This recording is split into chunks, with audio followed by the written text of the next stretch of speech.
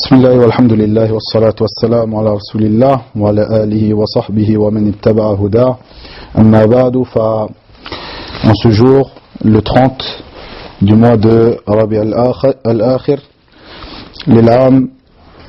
al-Arba'in بعد المئة الرابعة والألف en l'an 1442 après la hijra de notre prophète Mohammed sallallahu alayhi wa sallam, nous avons pu assister à un cours bénéfique prodigué par notre shir Khalid Othman al-Misri hafidahullah ta'ala Abu Abdel A'la. Ce cours qui est un cours qui sera dispensé tous les mois incha'Allah ta'ala le premier dimanche de chaque mois hégirien. Aujourd'hui, exceptionnellement, le cours a été fait le dernier dimanche du mois hégirien de Rabi al-Akhir, du fait de la longue attente de ce cours. Mais à partir du mois prochain, incha'Allah ta'ala, le cours sera tous les premiers dimanches du mois, incha'Allah ta'ala. Cette série de cours a pour thème et pour titre commentaire d'extraits choisis du livre Sharh Sunnah de l'imam al-Barbahari rahimahullah ta'ala, qui est l'imam Abu Muhammad al-Hassan ibn Ali ibn Khalaf al-Barbahari rahimahullah ta'ala, qui est mort en l'an 329 après la hijra de notre prophète Mohammed sallallahu alayhi wa sallam. Et ce cours est dispensé par notre Cheikh Khalid Othman Abu Abdel A'la, qui est connu auprès de vous. Je ne vais pas refaire sa présentation, bien que nous avons l'habitude de faire cela avant la traduction de chaque cours, mais je vous renvoie vers le site Ahl Dhikr, où les frères du site ont mis la biographie de notre Cheikh, biographie que j'ai moi-même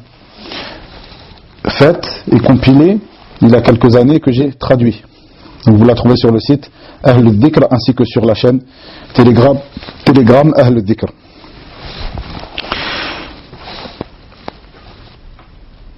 Le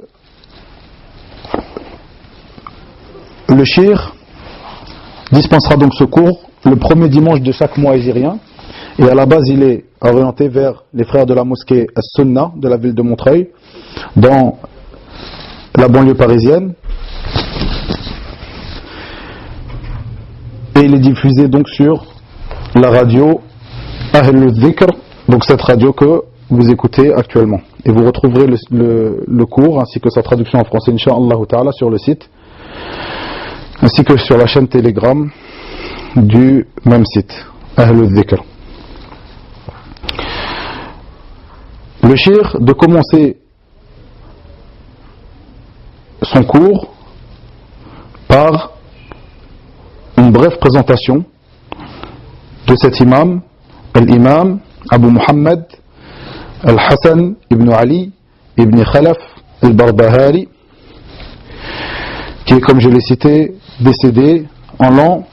329 après la hijra de notre prophète Mohammed sallallahu alayhi wa sallam. Le shir de nous dire que c'était un grand imam qui était très respecté.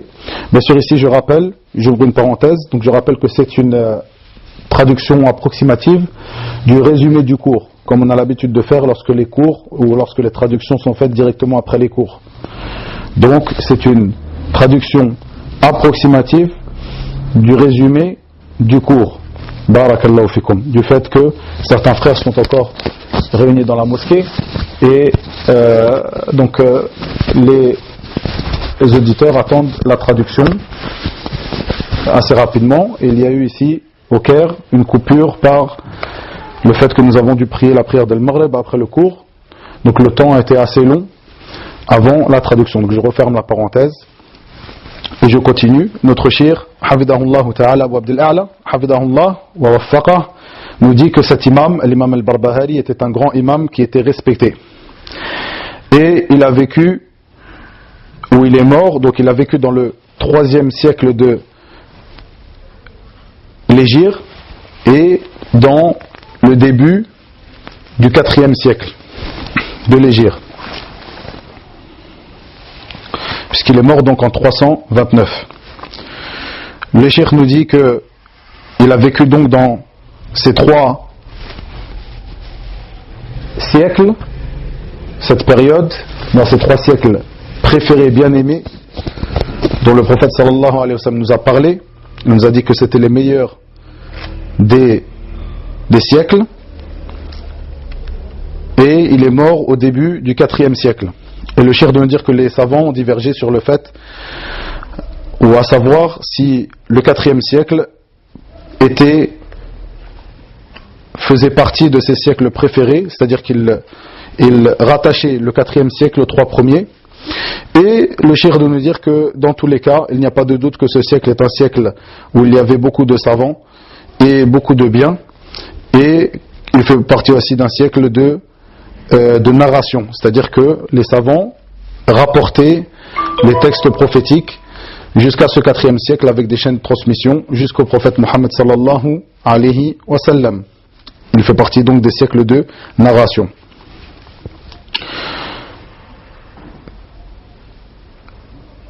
Le cheikh de nous dire que cet imam était un imam qui était dur contre les gens de l'innovation.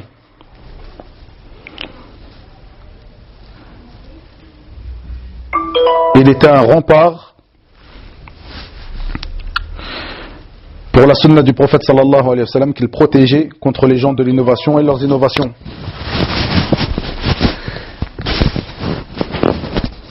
Il nous dit,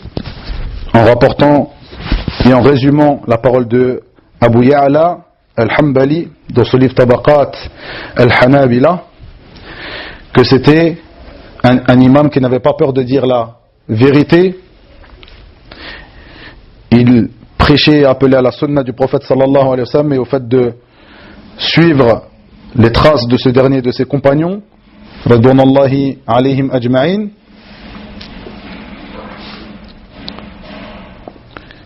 Il était aussi apprécié et élevé par les gouverneurs de son époque.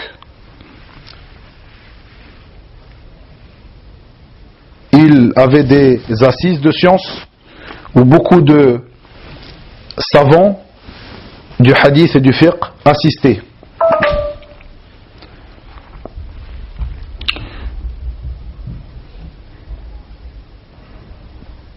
Puis le cheikh de nous rapporter des paroles de certains parmi les savants comme l'imam al-Dahabi, où ce dernier dit, comme dans son livre Al-Ibar, dans le sens approximatif de ses paroles, qu'il était un grand savant de la jurisprudence. C'était aussi un exemple que les gens suivaient. C'était le cheikh de l'Hanabila en Irak. Il était très apprécié et très respecté. Il nous rapporte aussi le cheikh, donc en résumant bien sûr une parole de cet imam aussi qui est Ibn al-Jawzi, qui disait de lui qu'il avait réuni beaucoup de sciences, qu'il était aussi ascète, détaché de la dunya, de la vie d'ici-bas, et qu'il était très dur contre les gens de l'innovation. Et comme cela, autre que ces savants que le cheikh a cité, que je viens de citer ici, disait de lui cette chose-là, le fait qu'il était dur. L'imam al-Barbahari était quelqu'un de dur contre les gens de l'innovation. Et le cheikh de nous dire, regardez ceux qui ont fait la biographie de cet imam, tous l'ont élogié, tous ont tenu des propos élogieux envers lui, en rappelant qu'il faisait partie des gens qui préservaient la sunna du prophète sallallahu alayhi wa sallam et qui étaient durs contre les gens de l'innovation. Et le cheikh de nous mettre en évidence ici que les savants avaient l'habitude de faire l'éloge de quelqu'un en disant de lui qu'il était dur et qu'il était ferme envers les gens de l'innovation de la bid'a. Et le cheikh de nous dire ensuite que ce livre était une foudre abattue sur les, ou envoyée sur les têtes des gens de l'innovation. Mais le cheikh de nous dire aussi que ce livre a besoin de quelqu'un qui l'explique, car il y a certaines parties et certains paragraphes de ce livre, Sharh Sunnah, de cet imam al-Barbahari, rahimahullah, qui ont besoin d'être expliqués et qui ne sont pas à prendre à un sens propre et général, mais plutôt ils ont besoin d'être expliqués et d'être conditionnés par d'autres textes. C'est pour cela que le cheikh dit que une personne qui n'a pas étudié l'aqida salafiyya, eh bien celui-là, il ne lui conviendra pas de lire ce livre, de le prendre comme il est, sans explication et sans que ces textes soient conditionnés par des explications et par d'autres textes. Il n'est pas à prendre donc à un sens propre et général. Il parle bien sûr, comme il le dit le cheikh, de certaines parties de ce livre. Et le cheikh de nous dire que ce livre-là, Al-Haddadiyya, cette secte de Al-Haddadiyya, qui ont comme plus grandes caractéristiques, ou des caractéristiques les plus flagrantes et évidentes, le fait qu'ils ont l'habitude de sortir les musulmans de la sunna, c'est-à-dire ils jugent à tout va que telle et telle personne sont parmi les gens de la bid'a. Ils sortent les savants de la sunna, du cercle de la sunna, ils jugent que ce sont des gens de la bid'a, et ceux qui sont sur la même chose, sur quoi sont ces savants de la sunna. Et le cheikh nous dit que le Haddadiyya, cette secte-là, se sont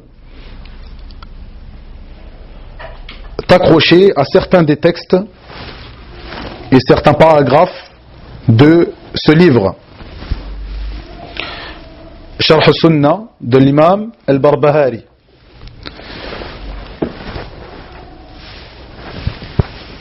Et le cheikh de nous dire qu'ils ont fait Al-Haddadiyya comme on fait Al-Khawarij. Lorsque ces derniers se sont accrochés à certains textes du Coran et de la Sunna, ou plutôt du Coran comme il est venu dans ce athar qui est rapporté de Ibn Umar radiyallahu anhuma, et ils se sont accrochés à certains versets qui étaient descendus sur les mécréants et ils les ont appliqués aux croyants. Par cela, ils ont fait sortir les croyants et les musulmans de l'islam. Et le cheikh nous dit que en cela, ils ressemblent al Khawarij, et il nous dit qu'ils font partie de Khawarij, al-Haddadiyya. Donc le cheikh de nous dire que ce livre-là, demande à être expliqué, surtout pour celui qui n'a pas étudié al-Manhaj, qui est débutant dans al-Manhaj, dans la méthodologie ou dans l'étude de la méthodologie de as-Salaf as-Salih radounallahi alayhim. Ensuite, nous avons commencé la lecture de ce livre, et l'imam al-Barbahari rahimahullah dit dans ce livre, après son introduction, il dit sache, dans le sens approximatif de ses paroles, il dit sache que l'islam est la sunna et que la sunna est l'islam et que l'un ne va pas sans l'autre. Il fait partie de la sunna de s'attacher au groupe al-jama'a des musulmans. Et quiconque s'écarte de al-jama'a et s'en sépare a certes retiré le lien, a certes retiré de son cou le lien qui le raccorde à l'islam, et il est égaré et cherche à égarer les gens. Ici bien sûr cette partie nous l'avons lu avec le shir, nous l'avons décomposé en plusieurs parties. Dans son introduction, l'imam al-Barbahari, avant cette première partie ou ce premier paragraphe, a fait l'invocation à Allah tabaraka wa ta'ala. Il demande à Allah azza wa jal, il loue Allah tabaraka wa ta'ala en premier lieu pour nous avoir guidés sur l'islam et pour nous avoir fait de la meilleure des communautés. Puis il dit rahimahullah fanas'aluhu at-tawfiqa lima yuhibbu wa yarda, et nous lui demandons de nous accorder le succès pour ce qu'il aime et agrée, tabaraka wa ta'ala, wal hifdha mimma yakrahu wa yaskhat, et de nous préserver de ce qu'il déteste et qu'il n'agrée point, subhanahu wa ta'ala. Et le cheikh doit nous dire qu'ici il a fait un dua, il a fait une invocation qui est parmi les invocations les plus, ou les meilleures invocations, ceux qui ont un sens le plus général. C'est-à-dire qu'il a demandé à Allah tabaraka wa ta'ala de lui accorder le succès. Et le cheikh doit nous dire que cela fait partie des choses les plus immenses par lesquelles nous demandons, ou que nous demandons à notre Seigneur tabaraka wa ta'ala. Et le cheikh doit nous dire que c'est une très bonne manière qu'il a eu, l'imam al-Barbahari, de commencer ce livre-là, par la louange à Allah azza wa jalla de nous avoir guidés sur l'islam, qui est le plus grand des bienfaits.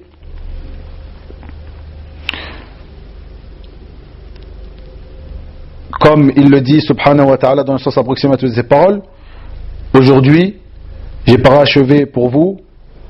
votre religion.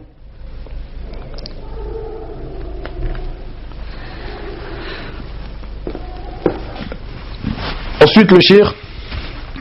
après l'explication de cette introduction de l'imam al-Barbahari, commence l'explication de sa parole rahimahullahu tabaraka wa ta'ala, dans le sens approximatif de ses paroles: sache que l'islam est la sunna, et que la sunna est l'islam, et que l'un ne va pas sans l'autre. Le cheikh de nous dire que cela est une manière de mettre en évidence, donc l'imam al-Barbahari nous met en évidence que ces deux termes-là sont indissociables, et que la sunna, le terme de la sunna, englobe l'ensemble de la religion de l'islam. Et le cheikh ensuite de nous dire que la sunna dans la langue arabe, c'est le chemin ou la voie, et dans le sens qui lui est donné dans la religion, la sunna est l'ensemble des paroles et des actes et des choses que le prophète sallallahu alayhi wa sallam a acquiescé, qui ont été faits en présence du prophète sallallahu alayhi wa sallam, et qu'il n'a pas réprouvé, plutôt qu'il a agréé, qu'il a acquiescé, ainsi que ses comportements et ses aspects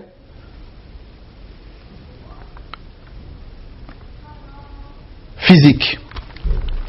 Ceci est la sunna dans le jargon religieux.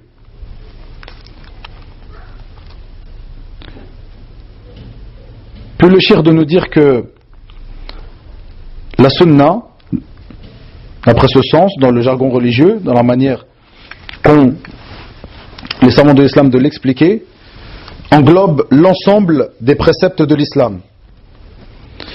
Et le cheikh de nous dire que si nous estimons, et c'est ce que nous estimons bien sûr, que la sunna est une révélation d'Allah tabaraka wa ta'ala, comme le Coran est une révélation d'Allah tabaraka wa ta'ala, nous voyons que ceci englobe l'ensemble de la religion, le Coran et la Sunna. Et le cheikh de nous dire que celui qui a transmis la Sunna est le même qui a transmis le Coran. Celui qui nous a transmis le hadith et celui qui nous a transmis le Coran, notre prophète Muhammad sallallahu alayhi wa sallam. Puis le cheikh, hafidahullahu tabaraka wa ta'ala, de citer l'explication, le commentaire de notre cheikh, ce grand savant, qui est Rabi' ibn Hadi, al-Allama, al-Cheikh Rabi' ibn Hadi, al-Madkhali, hafidahullahu tabaraka wa ta'ala, dans son livre, dans son commentaire de ce livre, Sharh al-Sunnah, qu'il a intitulé Aounul Bari, bibayani ma tadammanahu Sharh al-Sunnah l'imam al-Barbahari. Il dit dans le sens approximatif de ces paroles, hafidahullahu tabaraka wa ta'ala, il dit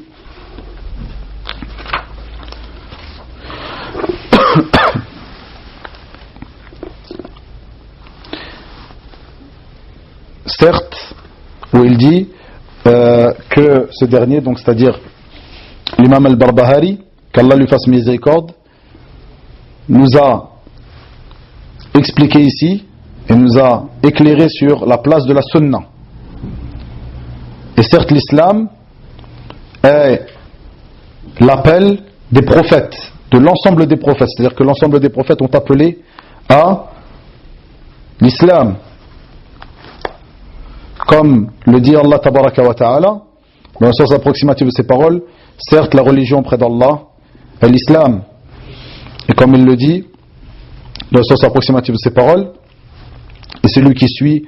autre que, ou celui qui désire autre que l'islam comme religion, eh bien celui-là, il ne lui sera pas accepté, ou il ne sera pas accepté de lui. Et il sera dans l'au-delà du nombre des perdants.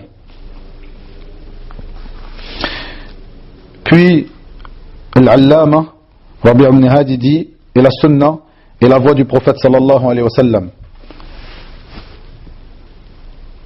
Son chemin, sa voie, sa méthodologie, ses comportements. Et celui qui ne viendra pas avec cette sunna, celui qui ne suivra pas cette sunna, sera un innovateur égaré. Et celui qui ne viendra pas avec l'islam, qui ne suivra pas la religion de l'islam, afwan, excusez-moi, le cheikh, une rectification, le cheikh al-Allama Rabi' ibn Hadi dit, et celui qui ne viendra pas avec la sunna, qui ne suivra pas la sunna, il sera un innovateur égaré. Et il ne sera pas venu avec l'islam, c'est-à-dire celui qui ne sera pas venu et qui n'aura pas suivi la sunna, il n'aura pas suivi non plus l'islam.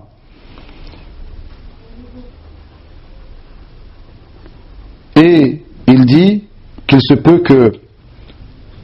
beaucoup de ceux qui ont été à l'encontre de la sunna, de leur plein gré, le cheikh a bien dit de leur plein gré, ceux qui ont été à l'encontre de la sunna de leur plein gré, après qu'ils aient su que ceci est la sunna du prophète sallallahu alayhi wa sallam, il se peut que beaucoup d'entre eux soient du nombre des mécréants et du nombre des hypocrites. Nous demandons à Allah azza wa jalla de nous préserver de cela. Fin de citation du cheikh Rabi' ibn Hadi, hafidahullahu ta'ala. Ensuite, notre cheikh Khalid Abu Abdillah hafidahullahu ta'ala a cité le commentaire de ce grand savant qui est le cheikh Salih ibn Fawzan ibn Abdillah al-Fawzan hafidahullahu ta'ala, dans son commentaire du livre qu'il a intitulé Ithaf al-Qari بالتعليقات على شرح السنة للإمام البربهاري, où il dit, ce dernier,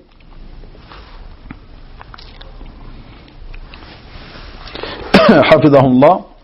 il dit que l'islam est la voie avec laquelle est venu l'ensemble des messagers, alayhimus salatu wassalam, et l'ensemble des messagers sont venus avec l'islam, et chaque prophète a appelé à Allah et est venu avec une sharia, avec une législation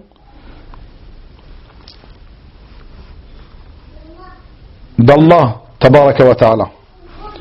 une législation qui lui a été révélée par Allah tabaraka wa ta'ala. Et ceci est l'islam. Et l'islam est l'adoration d'Allah tabaraka wa ta'ala, seul, sans associé, de tout temps, parce qu'il a légiféré tabaraka wa ta'ala. Fin de citation de Cheikh, ou du commentaire de Cheikh Al-Fawzan hafidahullah ta'ala, dans le sens approximatif de ces paroles. Et le Cheikh, notre Cheikh Khalid, de nous dire que ce qui est voulu ici, c'est que le sens général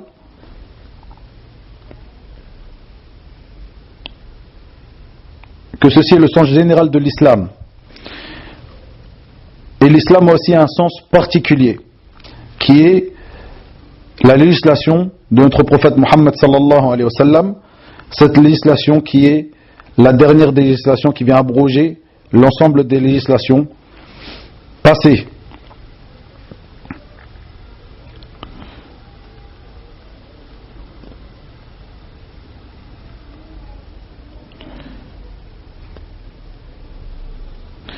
Le cheikh de nous dire ensuite, hafidahullah ta'ala, que as-sunnah,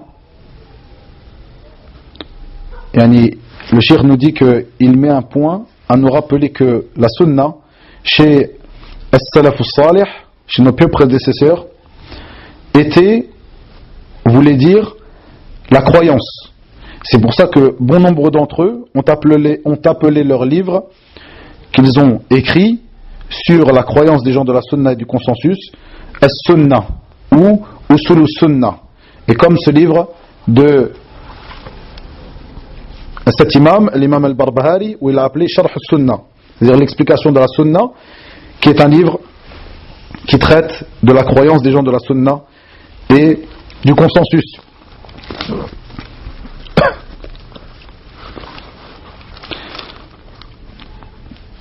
Et le cheikh de nous dire, est-ce que l'imam al-Barbahari, ici dans ce livre, lorsqu'il a écrit ce livre, il visait par ce livre, Sharh as-Sunnah, les règles qui ont attrait à la jurisprudence? Le cheikh nous dit non. Plutôt, il visait ce qui a attrait à la croyance et le dogme du musulman. Et le cheikh de nous dire que ceci est le sens général qui englobe l'islam sous toutes ses formes, ou plutôt qui englobe l'islam en entier. Puis le cheikh de nous dire que dans ce paragraphe, il y a une réponse et une réfutation aux francs-maçons qui prêchent la fraternité entre les religions. Il y a aussi une réfutation donc à ceux qui ont suivi les francs-maçons dans cela, comme la secte des frères musulmans, l'Ikhwan al-Muslimin. Comme il y a une réfutation à chaque innovateur et à l'ensemble des innovateurs, quels qu'ils soient. Car nous voyons que cette chose qui réunit l'ensemble des gens de l'innovation est le fait qu'ils ont délaissé la sunna du prophète sallallahu alayhi wa sallam, qu'ils ne l'ont pas suivi, et plutôt qu'ils ont été à l'encontre de cette dernière. Et le cheikh de nous dire que ce paragraphe est comme une foudre qui s'abat sur l'ensemble des gens de l'innovation. de notre temps et des temps passés. Ces gens de l'innovation, parmi eux les hypocrites,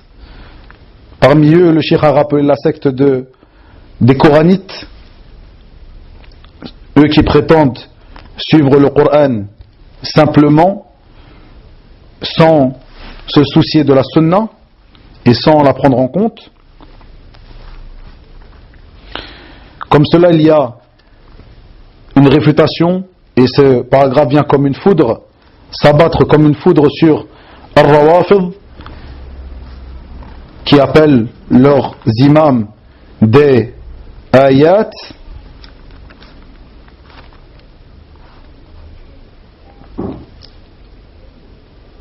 qui ont menti sur les gens de la maison de notre prophète sallallahu alayhi wa sallam, et ce qui réunit, comme nous le dit le cheikh, l'ensemble de ces gens de l'innovation et des sectes que nous avons cités, est qu'ils n'ont pas accepté la sunna du prophète sallallahu alayhi wa sallam, mais plutôt qu'ils l'ont repoussé, qu'ils ont été à l'encontre de celle-ci. Ensuite, nous avons lu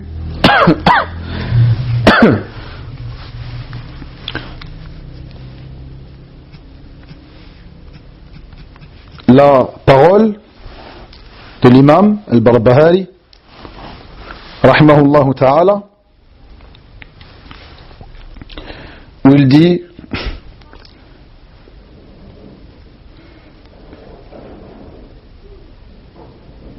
fait partie de la sunna, dans le sens approximatif de ces paroles, fait partie de la sunna de s'attacher au groupe des musulmans, al-Jama'a, et quiconque s'écarte de ce groupe de al-Jama'a a certes retiré de son cou le lien qui le relie à l'islam, et il s'est égaré et cherche à égarer les gens, ou est quelqu'un qui égare les gens. Le cheikh de nous dire que l'imam al-Barbahari ici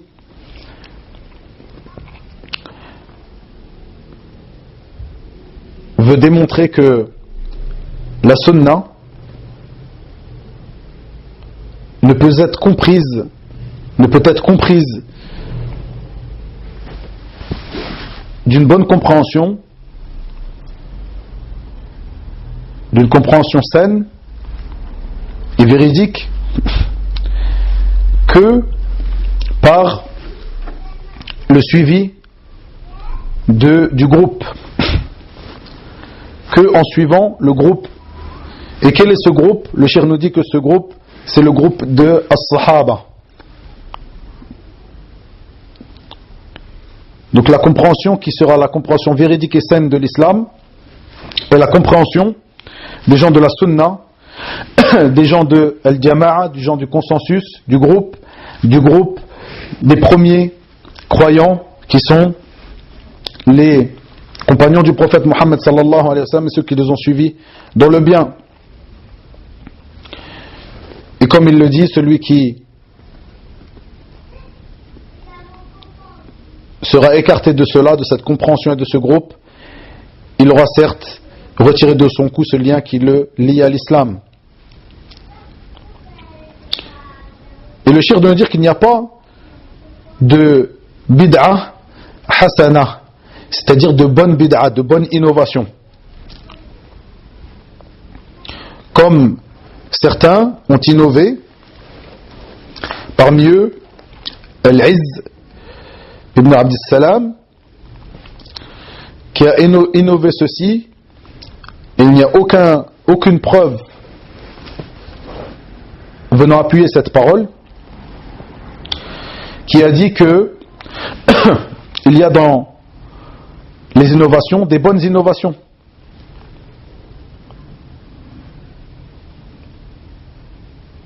Et le cheikh nous dit que ce qui est étonnant, c'est que certains ont voulu faire croire que dans les narrations prophétiques, dans les ahadiths qui sont rapportés sur la réprobation de l'innovation, et le blâme de l'innovation en islam, comme cette parole du prophète sallallahu alayhi wa sallam où il dit, dans le sens approximatif de ces paroles, et toute innovation est un égarement. Le shir s'étonne de voir que certaines personnes se sont appuyées sur ces textes-là et ont dit que ces textes-là ont une portée générale et que ces textes à portée générale doivent être conditionnés et expliqués et soumis à d'autres textes et d'autres hadiths qui viennent les expliquer, qui viennent sortir de ces textes généraux qui nous disent que toute innovation sont un égarement, qui viennent sortir de ces textes-là certaines innovations qui, elles, ne sont pas un égarement.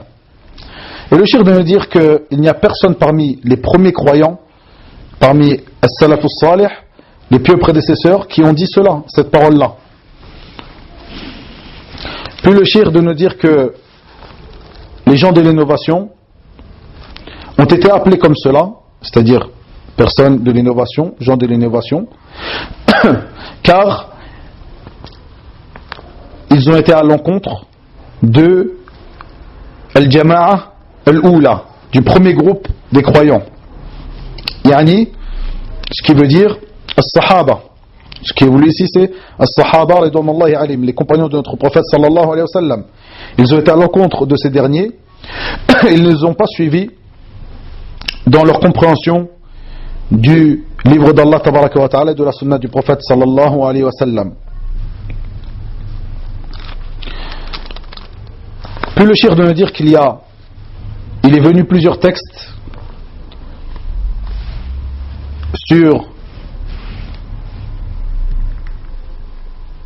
ou plusieurs textes qui sont venus enjoindre les croyants à suivre Al-Jama'a, à suivre le groupe. Et le shir de nous dire que Al-Jama'a, le groupe, dans les textes du Coran et de la Sunna, viennent sous deux sens, ou sont de deux sens. Quand il est évoqué Al-Jama'a, le groupe, le groupe qui est voulu ici, il est voulu par ce groupe deux sens, deux choses. Le premier, As-Sahaba, Al-Jama'a, c'est-à-dire le groupe, c'est-à-dire As-Sahaba, les compagnons du prophète Muhammad sallallahu alayhi wa sallam. Le deuxième sens qui est voulu, c'est le groupe des croyants, des musulmans en général, qui sont sous qui sont sous la gouverne et la tutelle d'un imam, de l'imam des musulmans. Que ce soit un imam qui dirige tous les musulmans, ou que ce soit un imam qui dirige une partie des musulmans, et chacun dans sa contrée qui est dirigée par son imam. Et le shir de nous dire que tous les textes qui sont venus dans le Coran et dans la Sunna, qui poussent et qui enjoignent à suivre cette jama'a, ce groupe, ce qui est voulu ici, ce sont ces deux groupes, l'un et l'autre, et non l'un sans l'autre, comme certains des gens de l'innovation veulent le faire croire. Ces deux groupes-là, que ce soit le groupe de As-Sahaba, d'après leur compréhension, le fait de suivre As-Sahaba dans leur compréhension qu'ils ont eu du Coran et de la Sunna, comme le groupe des musulmans, et de ne pas s'écarter du groupe des musulmans qui se réunissent sous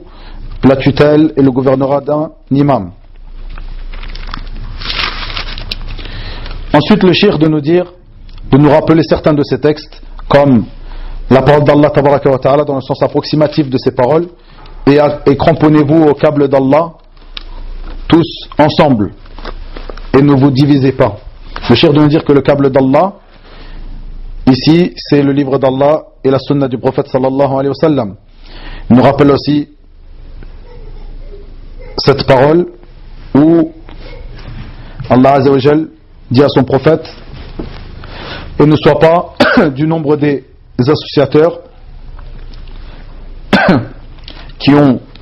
se sont divisés dans leur religion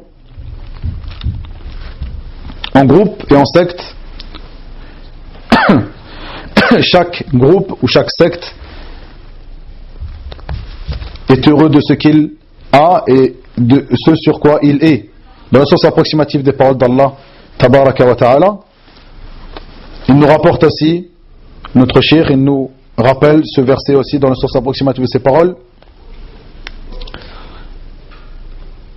Et certes, ceci est mon chemin droit.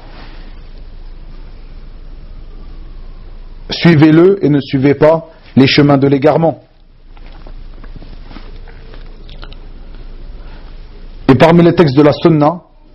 qui nous poussent et nous enjoignent à suivre le groupe, ce hadith qui est rapporté par Omar radiyallahu anhu dans une khutbah qu'il a fait à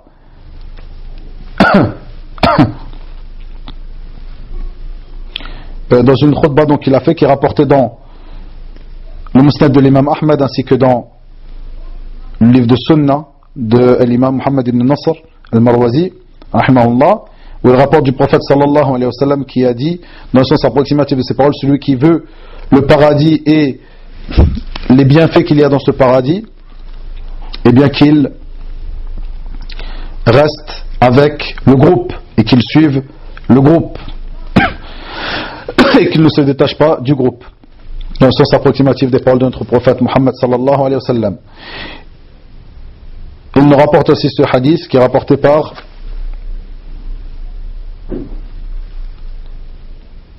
Arfaja radiyallahu anhu, où il dit, dans le sens approximatif de ces paroles, le prophète sallallahu alayhi wa sallam dit, celui qui vient à vous et qui veut votre division, qui veut vous diviser, alors que vous êtes, vous les musulmans tous, sur la même affaire, et que vous êtes réunis sur la même affaire et autour d'un même gouverneur et d'un même chef, eh bien, frappez-lui le coup, c'est-à-dire tuez-le,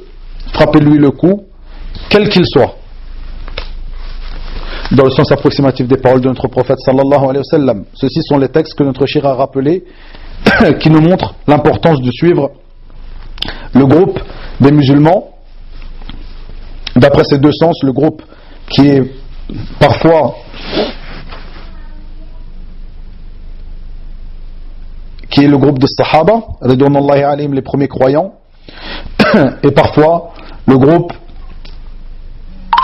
des musulmans qui sont réunis sous le même tutorat et sous le même gouvernorat.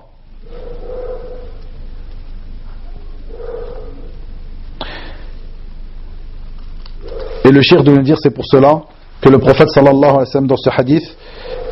dont l'imam al-Barbahari a rapporté d'après son sens, que celui qui se sera écarté de al-Jama'a, du groupe des musulmans, il aura certes retiré le lien qui le relie à l'islam.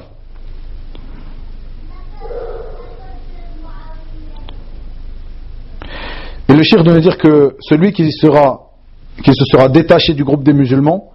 et qui aurait été à l'encontre de eux par une innovation qu'il aura innové dans la religion d'Allah tabaraka wa ta'ala,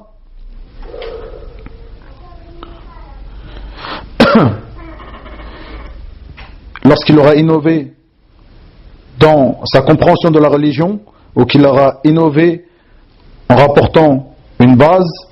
dans la croyance des musulmans qui n'en fait pas partie, le shir nous dit que celui-là, comme l'a dit l'imam al-Barbahari dans ce paragraphe, il sera certes égaré d'un égarement lointain. Et le shir nous dit qu'il y a parmi ceux qui auront innové dans la religion, ceux qui auront beaucoup innové, ceux qui auront innové moins que cela. Et tous ne sont pas au même degré d'égarement. Ensuite, le shir, nous avons lu avec le shir la dernière partie de ce cours où l'imam al-Barbahari rahimahullahu tabaraka wa ta'ala a dit dans le sens approximatif de ses paroles, je tiens à rappeler que le shir lit, c'est-à-dire la nusra, c'est-à-dire l'édition que nous lisons dans ce cours, et l'édition qui a été vérifiée par le Cheikh Khalid Raddadi hafidahullahu tabaraka wa ta'ala. Donc nous avons lu en dernier, et nous avons clôturé le cours, le cheikh a clôturé le cours sur ce fondement-là, ce point-là, cette partie-là, où l'imam al-Barbahari, rahimahullah, dit, le fondement sur lequel, dans le sens approximatif de ces paroles, le fondement sur lequel est établi al-Jama'a, le groupe,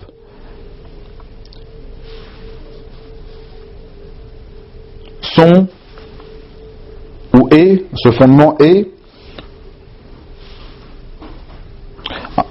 le fondement sur lequel est établi la Jama'a, cette Jama'a, qui sont les compagnons du prophète Muhammad sallallahu alayhi wa sallam, qu'Allah les agrée tous, qu'eux-mêmes sont Ahl Sunnah wal Jama'a, ainsi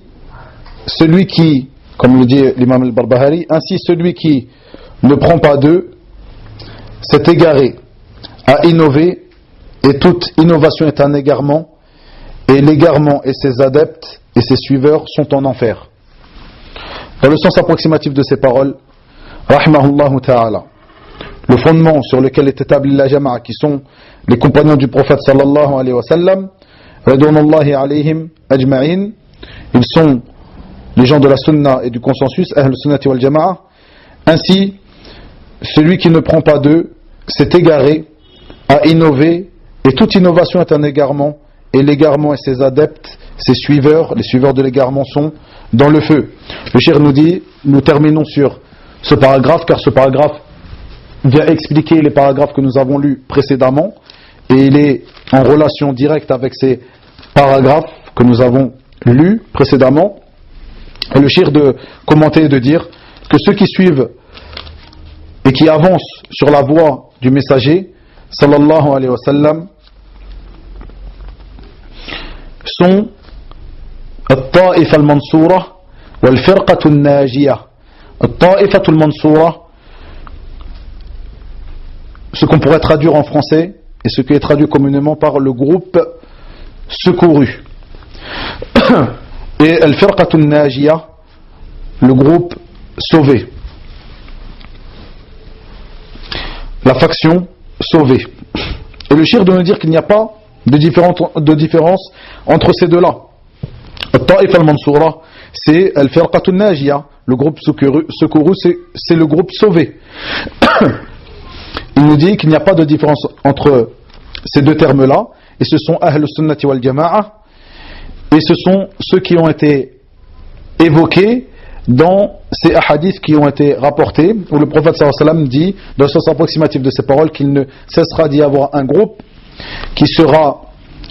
apparent sur la vérité, qui combattra pour la vérité, il ne leur fera du mal, il ne leur fera pas de mal et il ne leur nuira pas, ceux qui iront à l'encontre de eux et ceux qui les contrediront, et qu'ils resteront sur cela jusqu'à ce que Allah Azza wa Jal fasse venir son ordre, c'est-à-dire le jour du jugement. Et le cheikh a rappelé qu'il y avait beaucoup de versions de ce hadith qui ont été rapportées. Ceci est une traduction approximative des paroles de notre prophète sallallahu alayhi wa sallam selon certaines de ces versions. Et donc ici le prophète sallallahu alayhi wa sallam a rappelé cette ta'ifa qui sera mansoura, qui sera secourue, qui sera najia, qui sera sauvée, comme dans le hadith, comme le cheikh nous l'a rappelé, des 73 parties et factions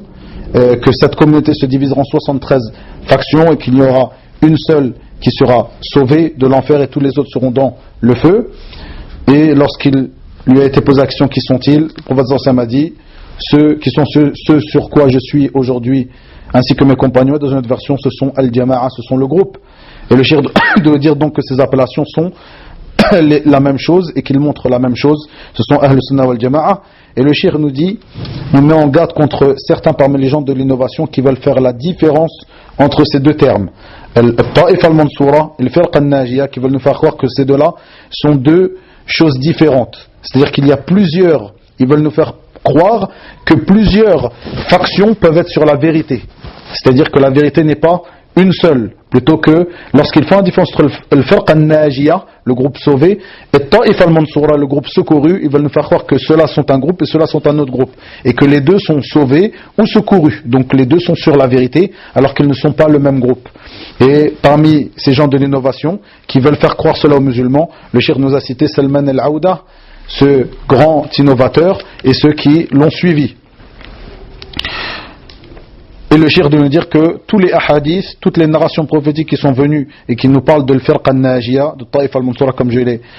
traduit précédemment, nous montrent la même chose. Le fait que ces gens-là, ce sont Ahl Sunnah wal Jama'a, et le cheikh de nous dire que parmi leurs noms et leurs titres qui leur sont attribués, que les savants, la manière dont les savants les appellent, il y a Ashabul Hadith, les gens du Hadith, Ashabul Hadith wal Athar, les gens du Hadith et du Athar, aussi les gens Ahl Sunnati wal Jama'a, les gens de la Sunna et du consensus et autres que cela. Et le shir nous dit que les gens de l'innovation et ceux qui étaient à l'encontre de Ahl Sunnati wal Jama'a, ceux qui ont été à l'encontre de ce sur quoi étaient as-Sahaba et Salaf as-Salih, ridwanullahi alayhim, et bien ceux-là, ils sont menacés du châtiment du feu. Allah Azza wa Jalla les menace du châtiment du feu, comme il est venu dans la parole de l'imam al-Barbahari, ici, où il dit que tout égarement, où il dit dans le sens approximatif de ses paroles, il dit ainsi, celui qui ne prend pas d'eux, c'est-à-dire de Sahaba, c'est égaré à innover, et toute innovation est un égarement, et l'égarement et ses adeptes, ceux qui l'ont suivi, cet égarement, sont en enfer. Le cheikh nous dit que ceux qui sont dans l'égarement, et qui ont suivi cet égarement et cette innovation, ils sont menacés. Le cheikh a utilisé le terme menacé d'un châtiment, du feu. Et le cheikh de nous dire, car nous ne rendons pas mécréant celui qui a innové dans la religion. Nous ne le rendons pas mécréant sans condition. Plutôt, le fait de rendre mécréant quelqu'un à ses conditions, nous ne le rendons pas mécréant sans condition. Et nous ne rendons pas mécréant celui qui est tombé dans une innovation qui n'est pas une innovation qui le fait sortir de l'islam. Il nous dit que certaines innovations font sortir de l'islam, mais certaines ne font pas sortir de l'islam. Parmi ces innovations qui font sortir de l'islam, sans aucun doute, le fait de rendre mécréant certains parmi as-Sahaba, ou tous as-Sahaba, ou certains parmi as-Sahaba, le fait de les rendre mécréants, cela est une innovation qui fait sortir sans aucun doute la personne de l'islam, comme Al-Rawafid ont fait, Al-Shi'a, Al-Rafida ont fait, lorsqu'ils rendent mécréants as-Sahaba, Ridwanullahi alayhim, mais il n'y a pas de doute que cela fait sortir la personne qui a fait cette innovation de l'islam. Wa ila huna وبالله التوفيق وصلى الله وسلم وبارك على نبينا محمد وآخر دعوانا أن الحمد لله رب العالمين. Une question qui a été posée par notre frère Hafidahullah à notre cheikh après le cours était un conseil pour les jeunes qui viennent de connaître l'islam, qui viennent de connaître le manhaj et qui sont pour la plupart d'entre eux qui ne sont pas arabophones. Le cheikh, pour résumer sa réponse, a dit qu'il fallait qu'il s'attelle à apprendre la religion, à apprendre l'arabe afin de comprendre la religion, et le cheikh a mis en garde contre Ruwaybidat l'internet, comme il est venu dans le hadith où le prophète sallallahu alayhi wa sallam a expliqué ce terme-là, Ar-Ruwaybida, par Al-Fuwaysir, c'est-à-dire le petit pervers. Et dans une autre narration, Ar-Ruwaybida, c'est celui qui parle, une personne qui n'est pas une personne dont sa parole est à prendre en compte. C'est une personne qui n'a pas qui est insignifiant, une personne insignifiante qui parle dans les affaires des gens de la masse, dans des affaires donc qui sont importantes, dont il ne parle de ces affaires, les affaires des gens de la masse, que les gens qui ont une place et qui sont des gens de science et de pouvoir. Et pourtant, cette personne qui est une personne insignifiante, il parle dans les affaires des gens de la masse, des affaires très importantes. Eh bien, le prophète sallallahu alayhi wa sallam nous a mis en garde dans ce hadith, dans un hadith donc contre Ar-Ruwaybidah, et le cheikh nous met en garde ici contre Ruwaybidat an-Nit, c'est-à-dire ces petits pervers, ces gens insignifiants qui parlent dans les affaires des gens, des affaires des musulmans, des affaires générales des musulmans, qui écrivent sur les sites internet qui ne sont connus que derrière des écrans, qui sont des gens qui n'ont pas étudié la science, qui sont connus que derrière leur écran et qui parlent sur des affaires des gens de la masse. Le cheikh met en garde les frères sur le fait de prendre la science de ces gens-là, les frères et les sœurs de prendre la science de ces gens-là et de les suivre et d'être attachés à cela et de leur ressembler et d'être comme eux, c'est-à-dire en prenant la science sur internet et en étant toujours derrière cet écran, mais plutôt il incite à prendre la science des savants et à apprendre la langue arabe et à avancer dans cela. Voilà, pour résumer la réponse de notre cheikh Hafidahullah, avec un léger, c'est-à-dire une légère, une légère explication que j'ai donnée en plus. Ça c'est min bab al-amana al-ilmiya. Donc la réponse du cheikh n'était pas exactement comme j'ai dit, j'ai détaillé un peu plus comme le cheikh me l'a demandé comme on peut le voir dans l'audio en arabe. Donc le cheikh m'a demandé d'expliquer un peu plus ce terme-là, internet, ce terme qu'il a employé. Barakallahu fikum wa waffaqallahu al-jami' لما يحب ويرضى وصلى الله وسلم وبارك على نبينا محمد وآخر دعوانا الحمد لله رب العالمين.